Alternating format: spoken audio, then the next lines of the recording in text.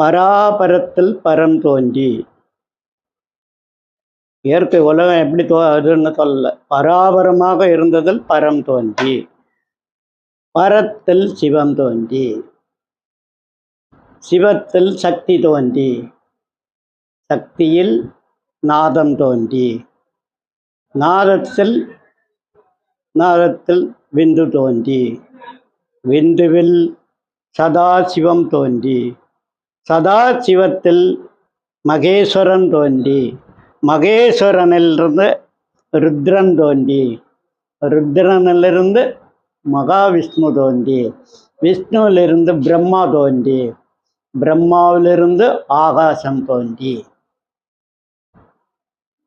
ஆகாசத்திலிருந்து இந்த ஆகாசம் தோன்றி, ஆகாசத்திலிருந்து வாயு தோன்றி, வாயுவிலிருந்து அக்னி தோன்றி, அக்னியிலிருந்து அப்பு தோன்றி, அப்புலிருந்து பிருத்திவி தோன்றி, பிருத்திவியிலிருந்து அன்னம் தோன்றி, அன்னத்தில் கண்ணே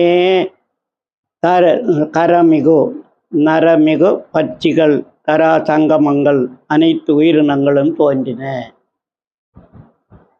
அப்படின்னு சொல்லப்படாது.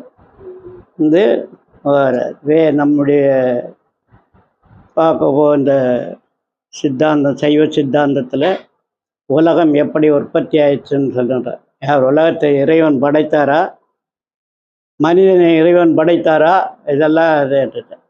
ஏன்னா இதுதான் நந்தி தேவர் சொல்கிறது இதுதான்.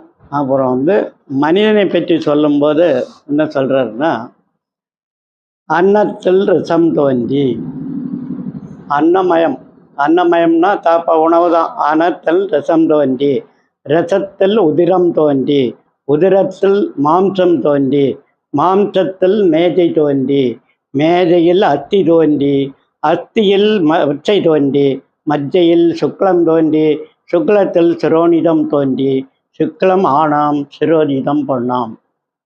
ஆண் பெண் இங்கே படைக்கப்பட்டது அப்படின்றது. ஆண் பெண் படைப்பிலிருந்து உற்பத்தியாகப்பட்டது அடுத்த ஜென்ரேஷன். ஒரு பாசிட்டிவ் அண்ட் நெகட்டிவ் அப்படி இரு பொருள் சேரும்போது இன்னொரு பொருள் உற்பத்தி ஆகிறது அப்படின்றதுனா இங்கே ஆண் பெண் சேர்ந்து அடுத்த ஜென்ரேஷன் உற்பத்தி பண்ணப்படுறது இந்த பூலோகத்தில் அப்படின்னு சொல்லியிருக்கு.